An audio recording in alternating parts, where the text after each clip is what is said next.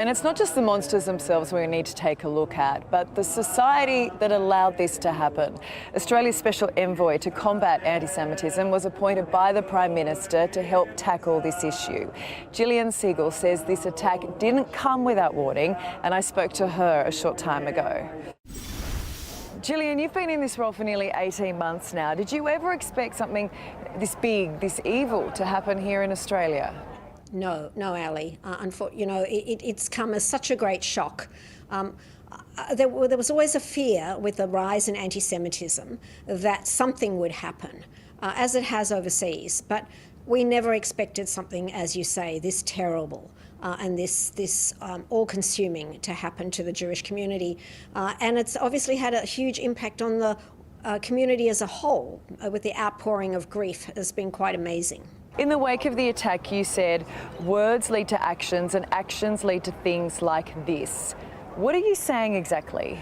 We know from history that hateful words lead to hateful deeds, and that's because it inspires people, and this is where we've landed, with a major massacre of the Jewish community, of innocent women and children and people celebrating Hanukkah. Do you feel you're being heard and that there is now an urgency on moving on this long list of recommendations that you've given them to fight anti-Semitism in this country?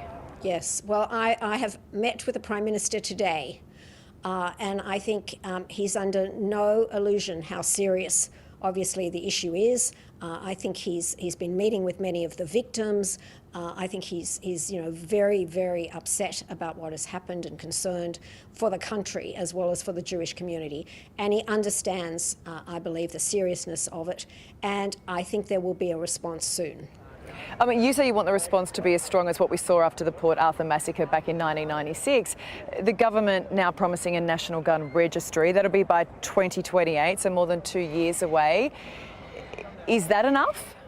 No, absolutely not. I mean, I think the question of what further reform we need in relation to guns is a matter for recommendation from the police, and if they think that's what's required, then I am very supportive of that. We have to deal with it in a multifactorial way, and that's what's not easy, because it affects the whole of government.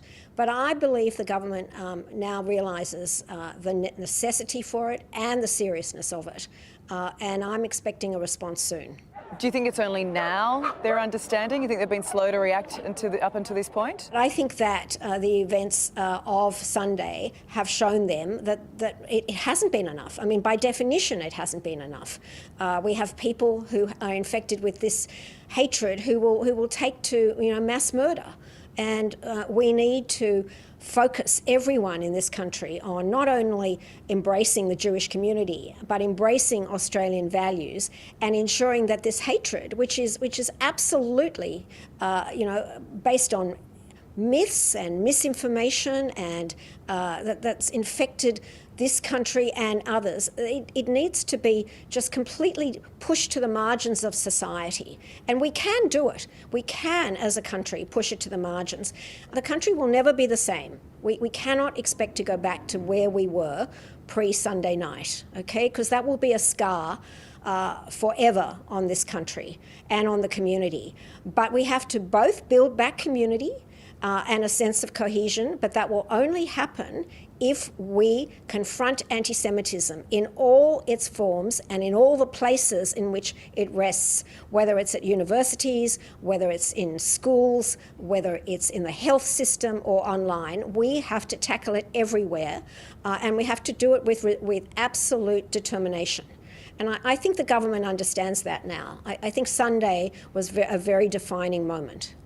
We heard the Prime Minister say this afternoon that this isn't a time for politics, it is a time for national unity. What do you think it's time for?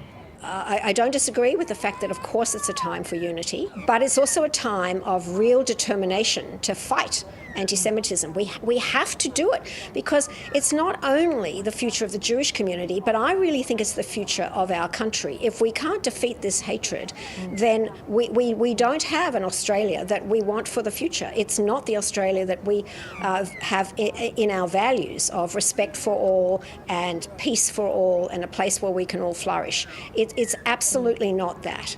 And so I think it's a place now, it's a time now for real action and real determination. It's not part of our normal society, and people who sprout anti-Semitism or hatred of Jews in any form, in any place, should be completely pushed aside and saying, you do not reflect us in Australia. Strongly put. Thank you, Jillian. Appreciate it.